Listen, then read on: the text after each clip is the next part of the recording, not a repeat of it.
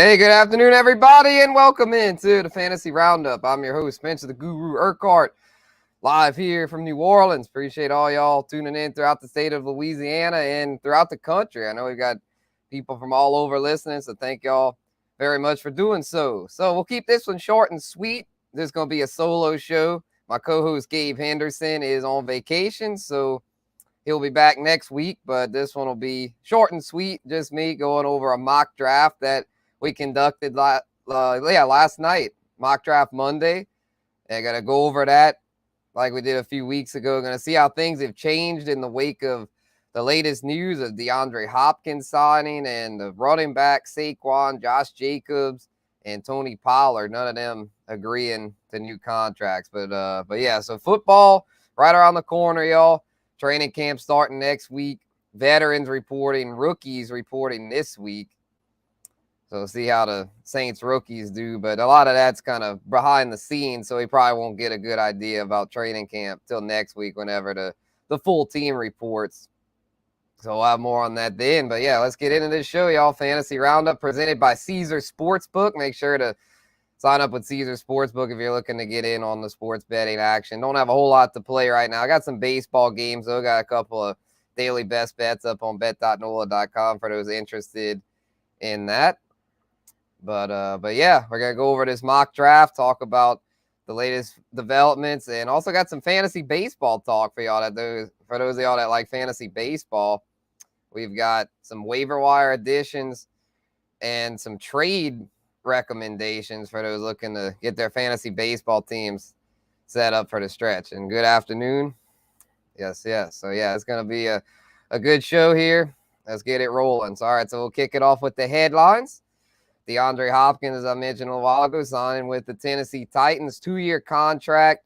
Probably more like a 1 year, honestly. It's probably one of those things where he might do okay this year, but if I had to guess, with his age, might not stay there for the long haul. But you never know. Maybe he'll do better than I'm thinking. Me and Jim Derry talked about it yesterday on Bayou Bets. Neither one of us were very bullish on Hopkins signing with the Titans. I don't like it for fantasy. I feel like that was probably the worst case scenario, considering that the Titans are such a run-heavy offense. It's the Derrick Henry show over there. They've tried time and time again bringing in veteran receivers like Julio Jones, Randy Moss over the years, Andre Johnson. Usually never works out. Well, I feel like D-Hop has a little more left in the tank than those guys did by the time they got to Tennessee. I still don't see him being at the level he was previously, or he's been an all-pro receiver. He's been one of the best receivers of the past decade. But we'll see how he does. Let me know what you think about Hopkins. I'm personally not feeling it, but if you disagree, let me know. Or if you agree, that's chime in. But no deals for Saquon, Barkley, Josh Jacobs, or Tony Pollard. 3 big-name running backs that were slapped with the franchise tag. Yesterday afternoon was the deadline for franchise tag players, and none of the 3 were able to come to an agreement. So they're going to either have to play on the 1-year franchise tag or sit out. Pollard says he plans to play. Shouldn't be any issues with him. But both Barkley and Jacobs are not reported. They're planning on to not report to training camp. And could be an issue there with those 2, being that they both had elite seasons last year. Barkley and Josh Jacobs. I mean, those are 2 Pro Bowl running backs and didn't get their bags, didn't get paid. So kind of concerning for the state of the running back position that 2 of the position's best did not receive the long-term contracts they were looking for. And it's just one of those topics that's been trending on Twitter, like the devaluation of the running back position. Is this a trend moving forward? Are teams just going to start not paying their running backs, draft them, sign them to the 4-year contracts? I mean, so if they're first-round pick, then the 5th-year option. And then once that contract ends, just franchise tag them for 1 year. And then by then, they're either 5 or 6 years into the league. And the running back position, most running backs tend to be out of the league before they hit 10 years. So it's one of those things where these teams are playing hardball with these running backs because it's a position that tends to not last for the long haul. So could be a thing in the next CBA where running backs might want shorter contracts as rookies, where they could hit free agency sooner. We'll have to see what happens with that, as opposed to the rookie deal being 4 years for every position. Maybe some positions will be like, well, no, we tend not to last as long. Let's just sign shorter rookie deals and then try to get in on free agency sooner. But not sure if that's going to work out, but we'll see what happens with all that, because it's definitely, or they might start switching them to slot receivers. Some of these guys like Austin Eckler, Christian McCaffrey might be like, well, we catch enough passes, we want to be designated as a wide receiver instead of a running back, since wide receivers obviously get paid more than running backs in the modern NFL. But anyway, let's get back on track here with the fantasy talk. Shohei Ohtani blast his major league best 35th home run last night against the Yankees. Just unbelievable stuff, y'all. Shohei Ohtani is a truly generational talent. I know that term gets thrown around a lot, generational talent, but in this case, it is for real. He's doing stuff that's never been done before. And on top of the fact that he's an ace pitcher. So I went on my rant yesterday saying I want the Angels to trade him, and I stand on that. I still think the Angels should trade him, but they better get a big old package back in return. They better get at least 6, 7, probably like 8 prospects. I'd ask for the whole farm. Shohei, you better give up the farm. And I feel like the team like the Dodgers or the Mariners would probably be willing to do so, because you bring in Shohei, that changes the game. You're getting basically 2 players in one, 2 elite players in one. It's truly amazing stuff. And then speaking of the Yankees, Aaron Judge, superstar outfielder, getting close to a return, which they need that, man. The Yankees are scuffling right now. I think they're now dead last in the AL East. That division's so tough, everyone above 500. And the Yankees, I mean, it's not like they've been awful this year, but haven't been up to their usual standard, and as a result, really struggling. And, the teams, they're colluding against them because they know that the running back position doesn't tend to produce as long. So they're taking advantage of the way the rookie contracts are structured, those 4-year deals, and with the franchise tag, they can just pretty much milk it to where they get to have these running backs at cheap prices. And then by the time the running back hits free agency, no one wants them because they've used up all their best years. So, yeah, if to me, the players union should try to bargain for that in the next CBA to try to have shorter rookie contracts for positions like running back that tend not to have as long of careers. But we'll see what happens there. The owners, NFL owners, tend to play hardball.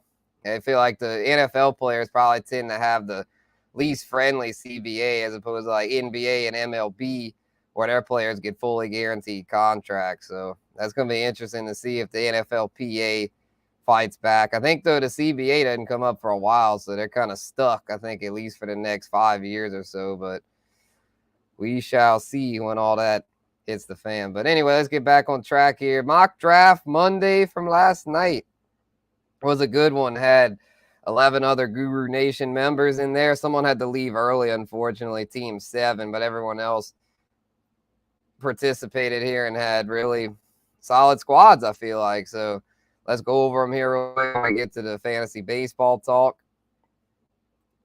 So the first overall pick was B-Man. He's a loyal member. He's been mocking with us here for a while. He did pretty well. Started off with Justin Jefferson, single QB. Waited till Aaron Rodgers, till the 10th round to take Aaron Rodgers. I took waiting on a quarterback to the extreme in this thing. When we get to my team, y'all are going to be like, man, is Spencer losing it? That team was, I'm not going to lie, I was kind of disappointed at my quarterback situation, but we'll get to it here in a little bit. But with B-Man's team, I mean, the only thing, like Akers and Madison, don't really like them too much as number 2 running backs, but you also got Antonio Gibson on the bench, so his backfield's overall pretty good, and his receivers with Jefferson and Olave really strong, and then Evans and Mike Williams, that's solid 3 and 4, then took a dart throw on the rookie Mingo in Carolina.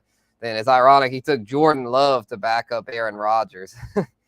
And even though they're no longer teammates in real life, I could maybe see it. I mean, Rodgers isn't an ideal first quarterback, but in the Jets offense, he should put up pretty good numbers, and then Jay Love should spell him. But that's probably the weakness of this team. I feel like Pat Freiermuth a good tight end option. So overall, I like this team. It was a good one. Waited on a QB and managed to have a good team. So good job there by B-Man. Sanchi, shout out to Sanchi. He had a good one too. He went 3 receivers to start it off. Chase Waddle and Devontae Smith, all the studs from that 2021 draft class that so far been amazing with receivers. Crazy that he got all 3 on this one team. And his running backs suffer a little bit as a result.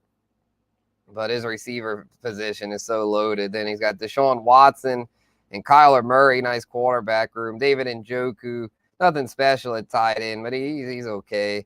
Then took a lot of dart through running back picks there. Eric Gray kind of sneaky in the off chance Saquon holds out. So overall, this team was pretty good. He went all in with the receivers early, but I can understand it in full PPR and got a solid QB. Running backs, Miles Sanders, not a good one, but it's like when you got 3 elite receivers, you don't really need to have, you just need decent backs. You just need like a couple of patchwork options. And he got these, some pretty decent options there. And then he took a bunch late. So overall, good team there. The first 2 teams did well. F-Rod was up next. I think his team was a little more different as far as they took a lot of veterans. He started off really good, though. CMC, Amon-Ra, T. Higgins, and Joe Burrow. And then he goes James Conner and Darren Waller. And Jackson Smith and Jigba, I like that pick. He got a rookie in there, got some youth. But then the bench, though, he got guys like Michael Thomas, Samaje Perine, Tua, Darnell Mooney, CEH. I mean, it's okay, but a lot of guys coming off injury. Mooney, Thomas, Tua, CEH, Zach Ertz, all these guys coming off injury. If you're on my bench, I want more players that are, going in healthy. I don't want all these guys that are coming in with question marks. And so he started off pretty good, but I wasn't too happy with his bench because it's like, even if Michael Thomas is healthy, it's like he's not the same Michael Thomas that we grew accustomed to when he was with Drew Brees. If y'all disagree, let me know. But to me, Michael Thomas for fantasy is not anything special anymore. But you're getting him late in the 8th round, so can't argue with it too much. Joseph up next here. He's a regular in these drafts. He was on the last one we went over. His team was the opposite. He had a bunch of young guys, bunch of rookies that he took a chance on late. But overall, pretty good team. He got Justin Fields early, took the plunge. But his first 4, very solid. Eckler, Garrett Wilson, Jahmyr Gibbs, Calvin Ridley, who should bounce back, and Rashad White, Dallas Goedert, and a lot of rookies, Quentin Johnson, Zay Flowers, Jameson Williams, basically a rookie, barely played last year. And then these picks are like Roshan Johnson, I just don't see doing a whole lot as a rookie, and Jalen Hyatt, Bryce Young. It's like, yeah, he kind of went a little too much with the rookies, but overall, though, I mean, the core of his team solid. Just would have probably rathered more experience on the bench. And this one right here, Harbottled. His was I think he got some auto picks because I wasn't a huge fan of how his ended up because of the DeAndre Hopkins thing was kind of where he fell off the wagon, in my opinion. Because DeAndre Hopkins, I wrote a piece about this on bet.NOLA.com as far as DeAndre Hopkins landing spot where I would draft him in fantasy. Even in a league this big, I wouldn't take Hopkins to like the 7th round. I would take him around, I feel like, the Mike Evans, Brandon Ayuk, Mike Williams, Jackson Smith and Jigba, Michael Pittman range. I mean, this early 7th round is where he should be going, but instead he goes way up here in the 4th. And to me, that just threw this whole team off. I feel like he kind of fell for the recency bias. Ooh, Hopkins signed. I want to draft him before someone else does. But, I mean, shoot, I think Drake London and Hollywood Brown are going to have better years than Hopkins. And you got James Cook, A.J. Dillon, and Kincaid. It took some exciting risks there, but nothing that's like, he just took too many just like question marks. So I feel like the first 3 were solid, even though Jacobs could hold out. I feel like he got Jacobs at a value because, as you can see, Jacobs and Saquon both fell. I got Saquon here at a value because people are panicking about the franchise tag thing, but this one, could have been better. Didn't mind him taking Kelsey early, but had a lot of other stuff I wasn't that big on. Team Santana here, he was okay. He took Tyreek Hill early. I can respect that. Hill is a bona fide stud. Then Stevenson and Dobbins, Montgomery, pretty good backfield, but I personally would have gone Josh Jacobs or Najee Harris, who fell to the 212 over Stevenson. Because in that Bill Belichick offense, you never know how the running back's going to fare. Stevenson had a great year last year, but I don't know if I've ever seen a Belichick running back have back-to-back good seasons. Maybe way back in the day with like Corey Dillon, but like that was over 10 years ago. So anytime recently, it just makes me nervous. But then Dobbins should bounce back. The receiving corps outside of Hill, you got Terry McLaurin, who's solid, and Pittman kind of, I guess he's okay as a 3. Cooks, Elijah Moore, not bad. And he's got Jalen Hurts. This team's just very steady, tight end spot could be an issue. Waited till the end on that. But other than that, pretty good team, but just had a few things that I've done differently. So let's check out my team. I really did the extreme weight on the quarterback, and I paid for it because I did not get the quarterbacks I was hoping for. I usually get like Jared Goff late or Daniel Jones or Geno, Aaron Rodgers, Kirk Cousins, but none of those guys fell. People were really taking the quarterbacks pretty high. I started off, I did the running back trio, robust RB strategy, as they call it, going with a lot of running backs up high.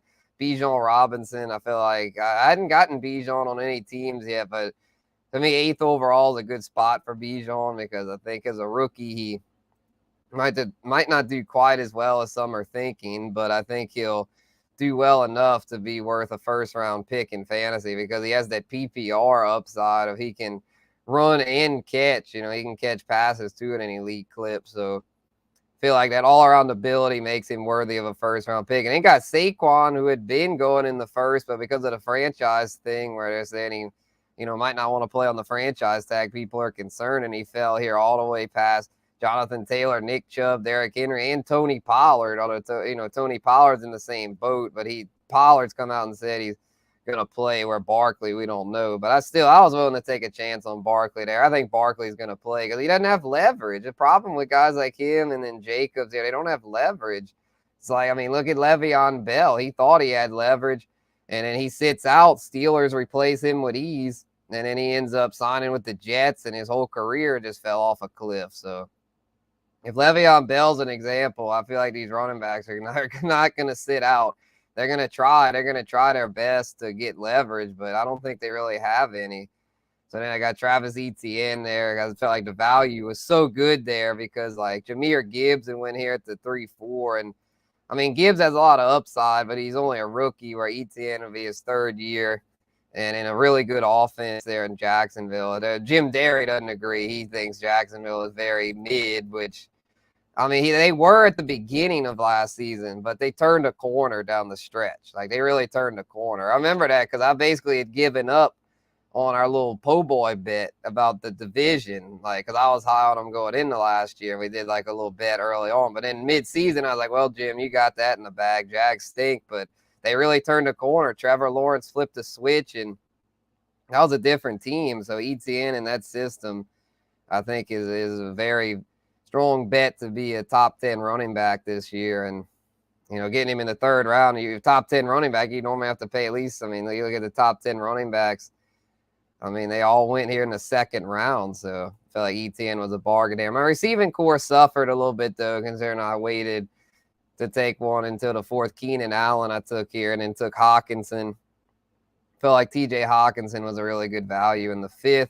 Then got Christian Kirk, Jahan Dotson, got a veteran, and a young gun, Kirk, another Jag. I like that system. And Dotson. I like the Commanders would be enemy. I think their stock's going up, and Dotson, someone that should really benefit from that. Then got Jamal Williams as backfield depth. Gabe Davis, another dart throw receiver with upside. Devon Achane, the rookie running back in Miami, trying to take guys that on the bench that, have steady roles in the offense, but have some upside. Sky Moore for the Chiefs looking like he's going to fill the Juju role in the slot. So I really like Sky Moore. He's become one of my trendy sleeper picks. We talked about that last week, the sleepers episode, and I'm definitely sticking by Sky Moore as one of my top breakout candidates late. But then look at the quarterback. So really suffered there. Russell Wilson. And I kind of panic picked with the last pick. Derek Carr probably would have made more sense. But instead, I just took a shot on the rookie there. CJ Stroud, who could have some moments, but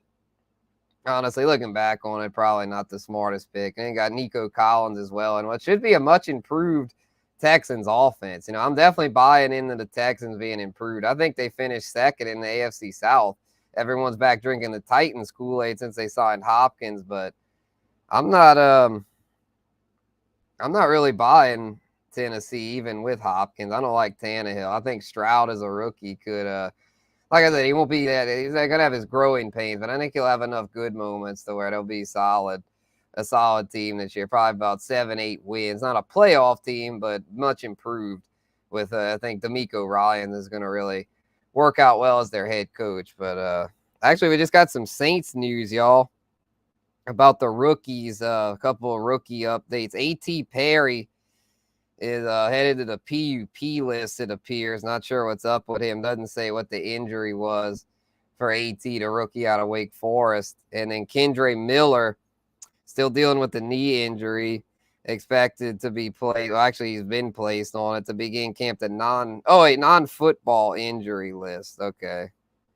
non-football injury list. I wonder if that has to do with that. It might be something else. But yeah, we'll have more on that. That's all just kind of developing here. We'll have more on that. Maybe at the end of the show, might have to wait till Thursday's Bayou Bets for more clarity on this. So we actually do have some news out of Saints rookie camp. Wow, didn't expect to hear much there, but we've already hearing stuff. Nothing too promising, unfortunately. Both kind of, just injury updates. But hopefully Miller and Perry can get back out there sooner rather than later. Hopefully these injuries don't linger in the August.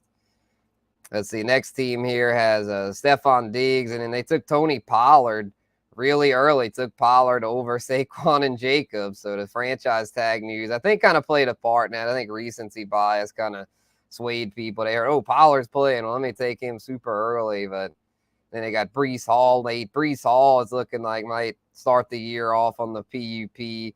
So his stock's been falling. Just it's tough to trust anyone coming off a torn ACL, even someone as talented as Breece Hall. So I can understand why people are concerned and why his draft stock's falling, and why I took ETN over Breece, because even though I think Breece is an elite talent, if Breece was healthy, he'd be going up where I took Bijan. But fact is, he's coming off injury and probably won't be very good to start the season, but should have a good second half in that new look Jets offense. And he goes Maury Cooper, Jerry Jeudy, Kyle Pitts, Trevor Lawrence, Trey Burks, pretty good. And Trey Burks, I think his stock gets hurt by Hopkins, so I feel like he should have gone later. And he also went Chigo Okonkwo, another Titan, and Zach Charbonnet, Brian Robinson, and took a lot of rookies there, Rashee Rice, Chase Brown, and then Rashid Shaheed. Chase Brown, I still like Chase Brown, as a dart throw, but for the news of Joe Mixon getting his new contract, a restructured contract, it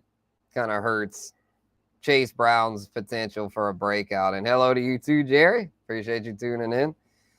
Had a few Saints updates there about A.T. Perry and Kendre Miller, the rookies. Hopefully they'll be all good. Miller was put on the non-football injury list, and Perry was put on the PUP list. So hopefully those injuries don't linger in the August, hoping they're just being safe rather than sorry kind of thing with those guys. But anyway, yeah, Rashid Shaheed, though, taking a dart throw on him, I kind of like that. I like taking upside late in these drafts. It's like, why not? Because it's like if the player doesn't pan out, you just drop them to the wire, which, it's like there's no real safe picks once you get past round 10. So taking a chance on people late, I like that. I like how he did the bench, I feel like this team was just kind of had a few things I'd have done differently, but overall, pretty solid deal. And John the Bolt, another one of our regulars. He's got he got Herbert there. He got his Charger, Justin Herbert there. And he did like me. He took the robust running back approach, took Jonathan Taylor, Derrick Henry, and Ken Walker all right off the rip. All power back. So, this is PPR, so not a huge fan of that approach, being PPR. I would have probably taken a receiver either instead of Henry or Walker, but still ended up with a pretty promising receiving core. Gets Deebo Samuel and Christian Watson, two very explosive wideouts who have a lot of potential. And the rookie Addison, Kadarius Toney, another Chiefs piece there, Jerick McKinnon. Good to have Chiefs players. How explosive that offense is. And he got me mad here taking Jared Goff, because I wanted Goff instead of Russ, but John playing hardball there and taking Goff. So pretty savvy on his part, kind of prevented me from getting the quarterback I wanted. But let's see. Ooh, Isaiah Pacheco. I forgot who drafted him, but it sounded like Isaiah Pacheco could be headed to the PUP list. So we're getting some updates here live as we speak. So, man, just we love football, but don't love the injuries. A lot of injuries already, unfortunately. But and he took Dalton Schultz, Sam Laporta, a couple of dart through tight ends. Like, I like that. I like that duo. You know, Schultz a veteran, Laporta the rookie, and then Gus the Bus Edwards late, who one of Gabe's sleeper picks from last week. So solid team. You know, I may have gone, like I said, going on a receiver here instead of all these three running backs, but solid team though. This was the team I think that I was kind of upset with Manny's. Because he took a lot of players. Oh, they got the Mixon contract resolved, so you know, makes sense to. I was wondering why Mixon went higher than normal, but he's going to play for the Bengals. So I was like, as long as he's a Bengal, I can see taking him in the 3rd or 4th round. And he takes Lamar. Kamara, suspension looming, but Kamara stock up a little bit because some people are thinking he'll get less than 6 games. I'm still convinced he's getting 6 games, especially considering what NFL seems to be harder on the Saints than anybody else. But that might just be the NOLA native and me being paranoid. But Kamara, I just think he's getting at least 4. I think 6, but to me the minimum's 4. And if you miss that, that's a good chunk of the season. And the fantasy season ends a week early. So if he misses all those early weeks, could be a problem because he doesn't take another running back here until Zeke, who's a free agent still. I don't know if that was an auto pick or what, but it's like when Kamara's suspended, he's got no insurance. So kind of took some chances on these rookies that are interesting, but he just completely butchered the running back position on this team because it's just like you gotta have more depth than that. But it's a very important position in fantasy football. It may have gotten devalued in real life, but in fantasy, running back is still arguably the most important position. But I'd say PPR receiver now has probably become the most important, but running back still definitely the second most important. And our last team here, Boston Sports Mania. Shout out to Andrew up there in the Northeast. He's got Nick Chubb, CD Lamb, DK Metcalf, Dameon Pierce. So pretty good start. All pretty solid players there. And DJ Moore, George Kittle. Took a chance on Javonte Williams. It's only his 3rd running back. So can kind of understand it. A little risky, but, you know, it's his 3rd. Don't be too dependent on him. Then Khalil Herbert, OBJ, who's risky, but he's got 3 other receivers. So it's okay if you're gonna take risk, make sure you got solid starters because with this starting core, it's like you can kind of afford to take some chances. And he waited on quarterback, 2 solid ones there with Jones and Smith.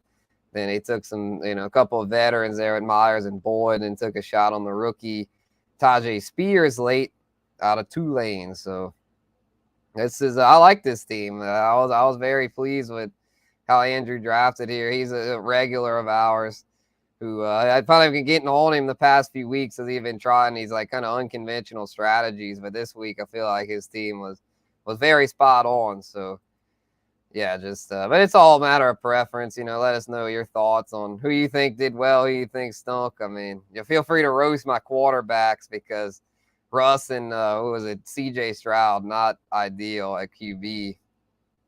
But I mean, it's just kind of the way the draft board fell. I just felt like a lot of quarterbacks went too high for a single quarterback league. Burrow, I thought I might get in the 5th, and then he ended up there in the 4th. So, which I mean, it makes sense. I mean, these elite quarterbacks, like if you're gonna take a quarterback early, like you gotta get, you're gonna have to get them. At least in the 4th round. Early, it's like you're going to have to go up in the 4th round, where a lot of times I'm not comfortable paying that price in the single quarterback league because then I feel like I'm hurting my depth at running back and receiver, which to me are still the most important positions in single quarterback, unless you're in a single quarterback where they give a point for every 15 yards as opposed to every 25, or if you get the 6 points per passing touchdown instead of 4 or 5. I know a lot of leagues have scaled quarterbacks back to only 4 or 5 points for passing touchdowns. But yeah, it'll be interesting, y'all. See how this season plays out. But yeah, we mock every Monday. Make sure to follow on Instagram at Spencer the Guru if you're interested in getting in on any mock drafts. So, all right, y'all. We got a few fantasy baseball things to go over here before we sign off. Only about 5 minutes left here on the show. Please subscribe and like if you haven't already. It helps us out a lot, and we thank y'all for tuning in. So if you like what we're putting out, man, show us love. It would be much appreciated. So let's move on now to the baseball here. Waiver wire targets. Have a couple of hitters here that I think are going to be nice stretch run additions. The first one I got is another Reds prospect, y'all. The Cincinnati Reds really trending up here down the stretch, and his name is Christian Encarnacion Strand. I believe I said it right. If I didn't, correct me in the comments. But the third baseman, only 17% rostered. Another hot prospect who's I don't think he'll do as well as Ellie. I'll be real. Ellie De La Cruz, that's a whole nother level. He's like the next Fernando Tatis.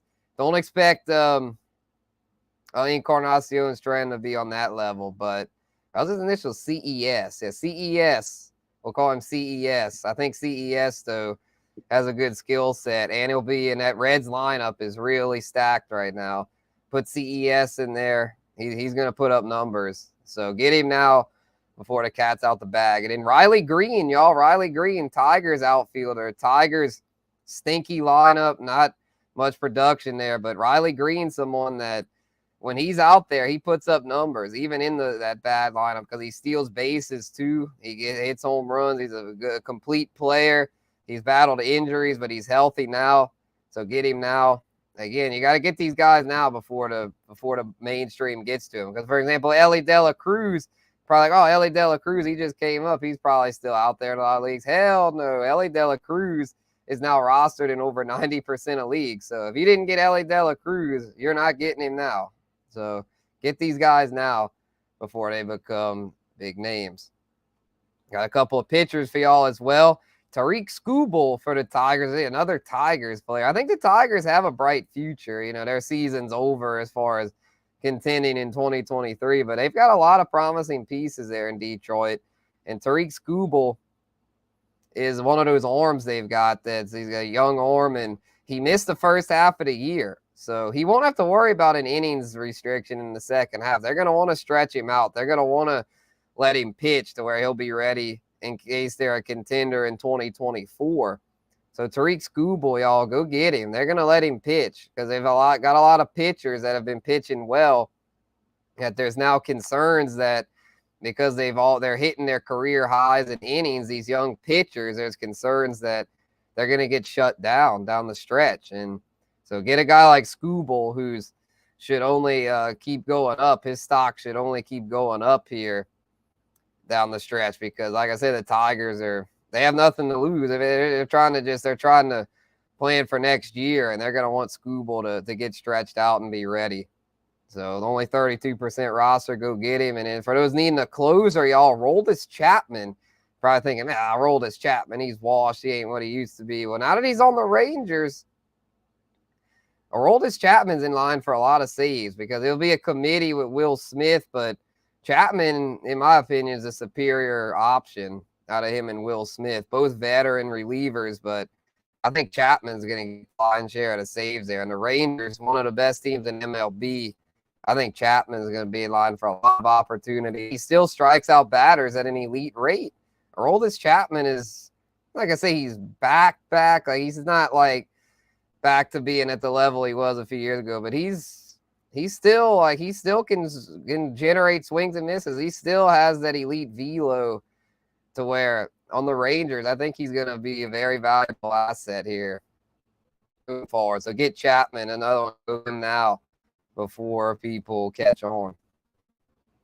And to close out here, I got a few trade targets for y'all. A couple of hitters here that I think are good to trade for. Dalton Varsho for the Blue Jays. He's really struggled here down the stretch, but I think he could have a good second half, being that he's a catcher. He's catcher eligible to where even if he doesn't put up the numbers that we expected him to in the preseason. As long as he's just putting up okay numbers, he's a catcher. You don't need him to do a whole lot. So, and he steals bases. Not many catchers steal bases. He's still rostered in over 80% of leagues, so he'd be a good buy low candidate, I feel like. And then Gunnar Henderson, I feel like just scratching the surface of what he can do. Star player for the Orioles, star in the making. He hadn't quite hit his ceiling yet, but I'm saying to trade for him because I think he could really have a huge second half. And so if you want a player that's got a lot of potential that's yet to hit their ceiling, maybe Gunnar Henderson's a good guy to trade for, and maybe trade away someone that's, doing really well right now, but, you think is going to kind of fall off down the stretch.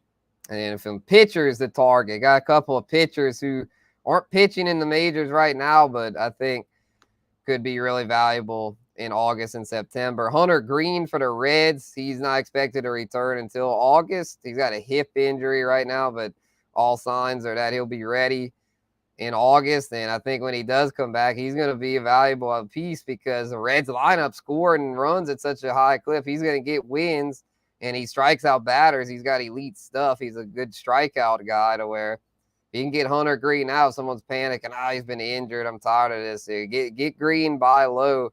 And same goes for Yuri Perez, the young Marlins starter, only 20 years old, had been pitching really well, but recently got sent down to the minors because of innings concerns. They're just going to take it easy with him because it looks like the Marlins are on track to make the postseason. So they want to have Yuri, their elite young arm, ready in case they do that. So they're kind of letting him take some time off here these next few weeks. But once he comes back, I think they're going to let him pitch a decent amount of innings there to make sure he's ready to pitch in the postseason, assuming they make it. So be patient, don't panic if you have them. But if you don't have them, if you find an owner in your league that's kind of like is a little concerned and like needs to win now, and be like, well, I can give you someone that's pitching right now if you're willing to trade me, like a guy like Green or Perez that's not currently active, but I think down the stretch the last 2 months, both will be very productive. All right, well, that's going to conclude this afternoon's fantasy roundup. Appreciate everyone that tuned in. We'll be back next week at 4 o'clock with Gabe, and then Jim Derry and I will be back live Thursday for a brand new Bayou Bets. So until then, this has been Spencer the Guru Urquhart. Appreciate y'all. Peace.